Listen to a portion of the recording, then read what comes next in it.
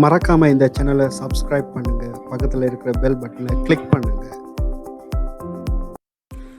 கடந்த வருடம் O level exam எழுதிட்டு நல்ல ரிசல்ட்டோட இப்போ உயர்தர வகுப்பில் கணித விஞ்ஞான பிரிவில் வந்து ஆர்வத்தோட கல்வி கேட்க வந்திருக்கும் எங்களுடைய தம்பி தங்கையர்களுக்கு பௌதிகவியல் பாடநெறியில் வந்து அடிப்படை பௌதிகவியலில் இருக்கிற விடயங்கள் சம்மந்தமாக தான் நான் இன்றைக்கு உங்களோட டிஸ்கஸ் பண்ண போகிறேன். இப்போ அதில் முதலாவதாக நாங்கள் பார்க்க போகிற விடயம் என்னென்னு பார்த்தீங்கன்னு சொன்னால் அலகுகளும் பரிமாணங்களும். இதில் அலகுகள் பரிமாணங்கள் என்று நாங்கள் கதைக்கிற நேரம், இப்போ இதில் அலகுகள்ன்றது வந்து எங்களுக்கு ஒரு முக்கியமான ஒரு விடயமாக இருக்க போகுது இந்த பௌதிகவியல் பாடநெறியில். அதாவது நீங்கள் நிறைய கணக்குகள் செய்ய போகிறீங்க. அந்த கணக்குகள் செய்கிற நேரம் அங்கே வந்து நீங்கள் எடுக்க போகிற அந்த விடைகள் அல்லது என்ன எது தொடர்பான என்று சொல்லி உங்களுக்கு நீங்கள் தெரிவிக்கணும்னு சொன்னால் அந்த அலகுகளை வச்சுக்கொண்டு தான் நீங்கள் அந்த கணியங்கள் என்னென்னு சொல்லி நீங்கள் வந்து விடையளிக்கக்கூடிய மாதிரி இருக்கும். இப்போ பௌதிகவியலை பொறுத்த வரைக்கும் வந்து இந்த அலகுகளும் பரிமாணங்களும்ன்றது வந்து மிக முக்கியமான ஒரு விடயமாக இங்கே காணப்பட போகுது. இப்போ சர்வதேச ரீதியில் வந்து சில முக்கியமான கணியங்களை வந்து அவங்க அடிப்படை பௌதிக கணியங்கள்னு சொல்லி அவங்க பிரித்து வச்சுக்கிறாங்க. அதாவது எல்லா நாடுகளும் சேர்ந்து எல்லா நாடுகளாலும் ஏற்றுக்கொள்ளக்கூடிய அலகு முறையை வந்து இங்கே எஸ்ஐ அலகு திட்டம்னு சொல்லி சொல்லுவோம். அதாவது சிஸ்டம் இன்ஃபர்மேஷன் சொல்லி சொல்லுவோம், அல்லது சிஸ்டம் இன்டர்நேஷ்னல்னு சொல்லி சொல்லுவோம். இப்போ இதில் அடிப்படை பௌதிக கணியங்கள் என்று வரும்போது இதில் முக்கியமான 7 கணியங்கள் இதில் காணப்பட போகுது.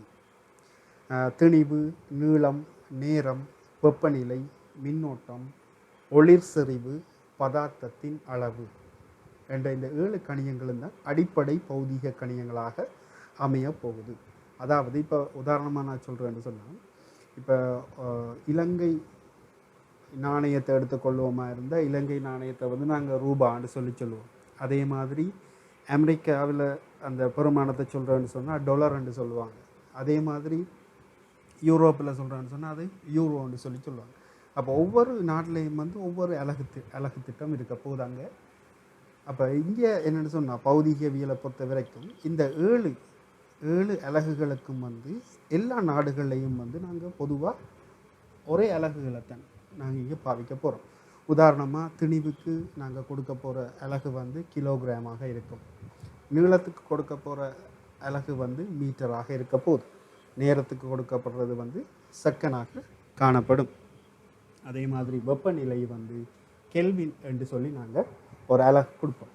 மின்னோட்டத்துக்கு ஆம்பியர் என்ற அலகும், ஒளிர் செறிவு என்றதுக்கு வந்து கேண்டலா என்ற அலகும், பதார்த்தத்தின் அளவுக்கு வந்து மூல் என்ற அளவும் நாங்கள் இங்கே பயன்படுத்த போகிறோம். அப்போ இந்த 7 அடிப்படை பௌதிக கணியங்கள் இருக்குன்னு சொல்லி இப்போ உங்களுக்கு தெரியும்.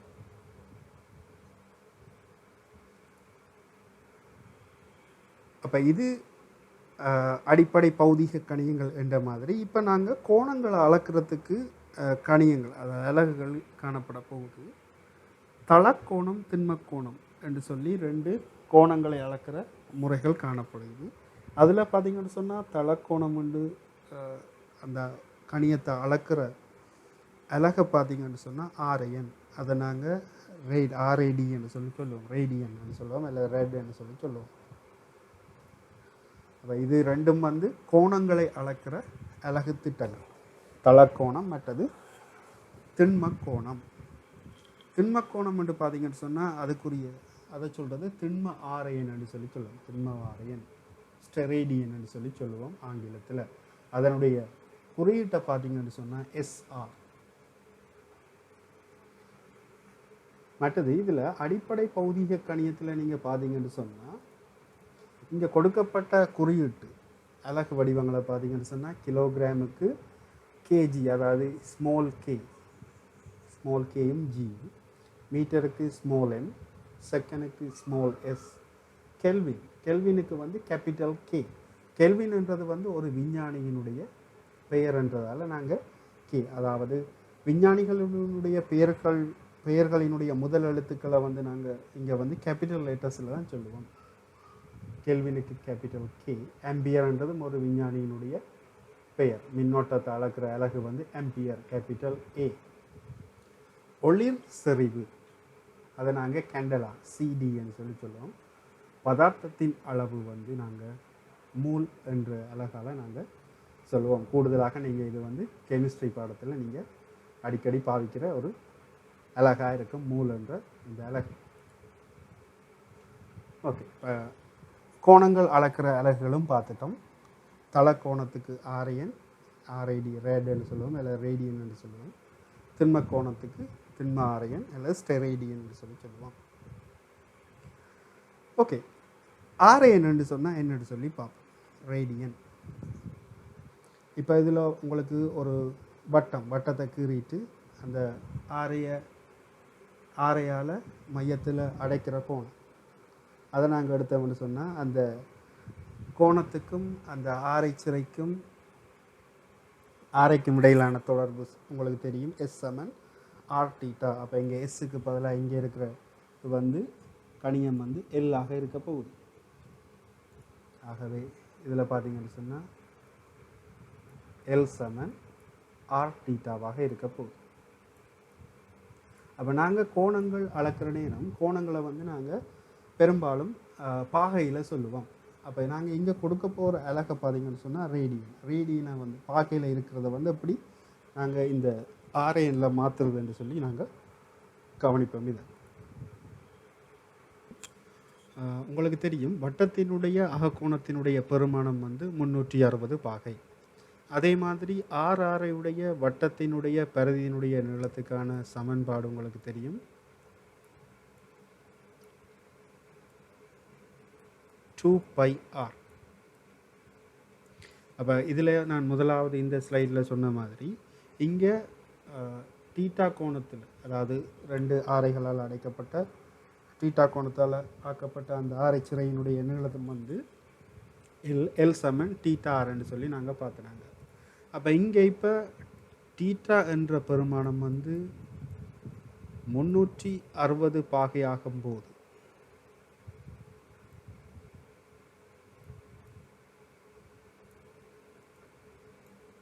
இங்கே எங்களுக்கு தொடர்பு ஒன்று வரப்போகுது. இந்த எல் என்றவர் வந்து யாருக்கு சமனாக இருக்க போகுதுன்னு சொன்னால் இந்த 2πrக்கு சமனாக இருக்க போகுது. அப்போ இங்கே நான் இந்த தொடர்பு எழுதலாம். எல் சமன் தீட்டா ஆர். அப்போ இங்கே தீட்டாவுக்கு பதிலாக 360 பாகை இன்டு ஆர்.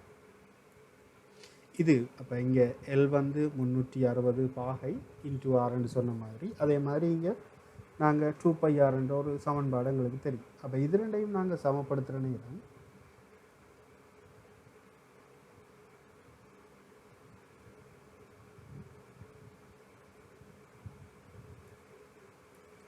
முன்னூற்றி 60 பாகையை வந்து நான் இப்போ 2π என்று சொல்லி ரேடியனில் சொல்ல போகிறேன்.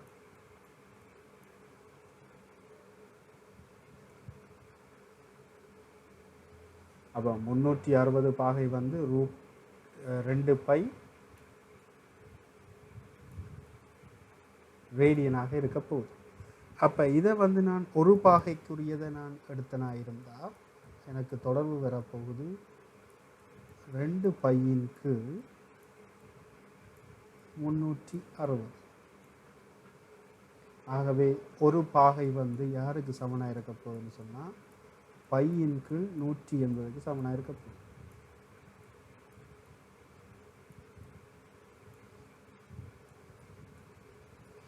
இவ்வளவு ரேடியனாக இருக்கும் அலகுல நான் சொல்லுவேனா இருந்தால்.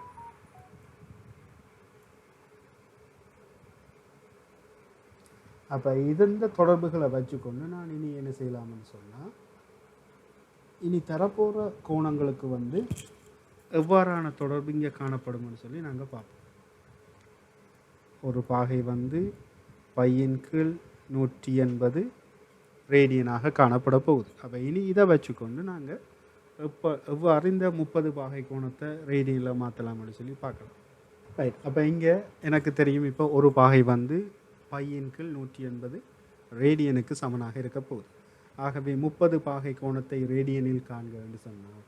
இங்கே 30 பாகையின் ஒரு பாகைக்கு வந்து பையின் கீழ் 180 30 பாகைக்கு எவ்வளவு? அப்போ தர 30 பாகை. அப்போ பிரிக்கும்போது இங்கே பார்த்தீங்கன்னு சொன்னால் 180 30ஆல் பிரித்தா 6 பையின் கீழ் 6 ரேடியன் என்று வரும். ரெண்டாவது உதாரணத்தை பார்ப்போம்.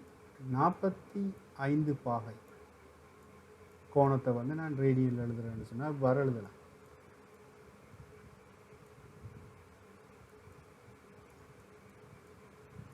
நாற்பத்தஞ்சு தர பையின் கீழ் 180.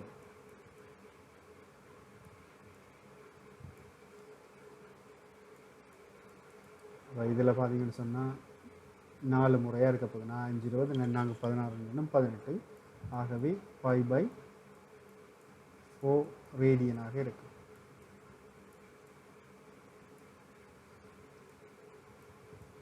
மூன்றாவது 90 பாகையை ரேடியனில் காண்கன்னு சொல்லி கேட்டால் ஒரு பாகைக்கு வந்து 5/180 ஆகவே 90 5/2 ரேடியனாக இருக்கு.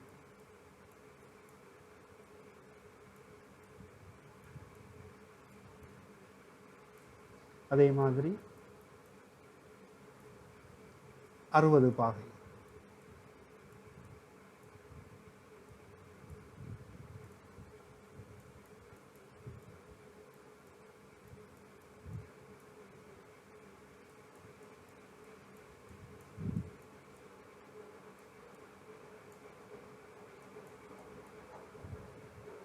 π/3 π/3 ரேடியன்.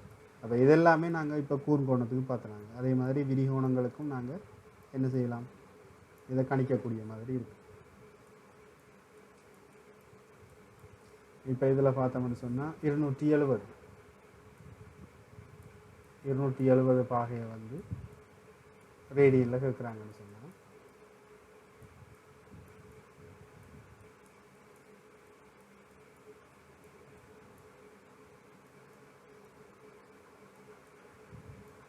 அப்போ இதை வந்து நாங்கள் எங்களுக்கு 9ஆல் சுருக்கக்கூடிய மாதிரி இருக்கும். இந்த 2 சைபரும் எல்லாம் போயிடும்.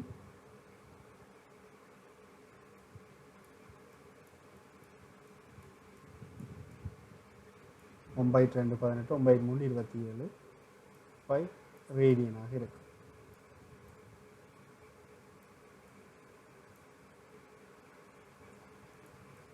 அதே மாதிரி 720 பாகை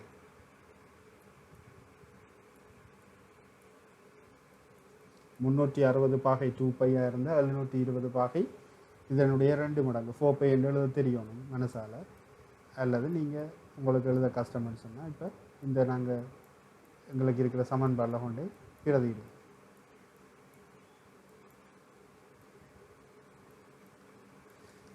அப்போ 72க்குள்ள 18 வந்து 4 முறை 8 32 4 4 3 7 இவ்வளவு ரேடியனாக அமையும். அப்போ இனி உங்களுக்கு இலகுவா மனசாலேயே இந்த பெருமானங்களை வந்து உங்களுக்கு துணியக்கூடிய மாதிரி இருக்கும் என்று நான் நினைக்கிறேன். முதலாவது பார்த்தது ஆரையன், இப்போ பார்க்குறது திண்ம ஆரையன். அதாவது என்னென்னு சொன்னால் இதில் ஆரையன் என்று சொன்னால் இது வந்து ஒரு தட்டையான ஒரு உருவத்துக்கு நாங்கள் பார்த்தோம். திண்ம ஆரையன் என்று வரும்போது நாங்கள் இங்கே கோலத்தை கருதினால் கோலம் வந்து ஒரு முப்பரிமாணமானதாக இருக்க போகுது. ஆகவே இந்த பருதி கோலத்தினுடைய இந்த வெளிப்புறம் முப்பரிமாணமாக இருக்க போகுது. ஆகவே ஆரைகள் அமைக்கிறது வந்து இங்கே அடைக்க போகிறது ஒரு பரப்பாகத்தான் காணப்பட போகுது. அப்போ இதனுடைய பரப்பை நான் A என்று வைக்கிறேன். இந்த ஆரைகளால் மையத்தில் அமைக்கிற கோணம் ஒமேகாவாக இருக்குமா இருந்தால் ஆரை ஆர். ஆகவே இங்கே கோணம் ஒமேகாவுக்குரிய தொடர்பு வரப்போகுது எனக்கு A/r வர்க்கம் என்று சொல்லி ஒரு தொடர்பு இங்கே எங்களுக்கு கிடைக்கும். இந்த கோணம் ஒமேகாவை வந்து நான் திண்ம ஆரையன் அதாவது ஸ்டெரேடியன் என்ற அலகில் நான் கொடுக்கணும்னு சொன்னால் எனக்கு இவ்வாறான ஒரு தொடர்பை பெறுவதன் மூலம் நாங்கள் என்ன செய்யலாம்னு சொன்னால் கோணத்தை வந்து ஸ்டெரேடியன் எஸ்ஆர் என்ற அலகை வந்து நாங்கள் இவ்வாறு வழங்கக்கூடிய மாதிரி எங்களுக்கு இருக்கும். இப்போ உங்களுக்கு தெரிஞ்சிருக்கும் கோணங்கள் தரப்படுமா இருந்தால் அந்த கோணங்களை வந்து ஆரையனாகவும் மற்றது திண்ம ஆரையனாகவும் எவ்வாறு மாற்றுது என்று சொல்லி இப்போ உங்களுக்கு நல்லாவே தெரிஞ்சிருக்கும் என்று நான் நம்புகிறேன். அடுத்த விடையும் நாங்கள் பார்க்க போகிறோம் பெறப்பட்ட கணியங்கள். அதாவது இந்த அடிப்படை பௌதீக கணியங்களை வச்சுக்கொண்டு நாங்கள் இனி சில பெறப்பட்ட கணியங்கள் தொடர்பாக நாங்கள் அடுத்த வீடியோவில் பார்ப்போம். மறக்காமல் இந்த சேனலை சப்ஸ்கிரைப் பண்ணுங்கள். அதோடு அதுக்கு பக்கத்தில் இருக்கிற பெல் பட்டனை கிளிக் பண்ணுங்கள். அப்போ தான் நான் தொடர்ச்சியாக போடுற வீடியோ வந்து உங்களுக்கு கிடைக்கக்கூடிய மாதிரி இருக்கும். இந்த பெறப்பட்ட கணியங்கள் தொடர்பாக அடுத்த வீடியோவில் பார்த்துக்கொள்ளுங்கள். மறக்காமல் இந்த சேனலை சப்ஸ்கிரைப் பண்ணுங்கள். பக்கத்தில் இருக்கிற பெல் பட்டனை கிளிக் பண்ணுங்கள்.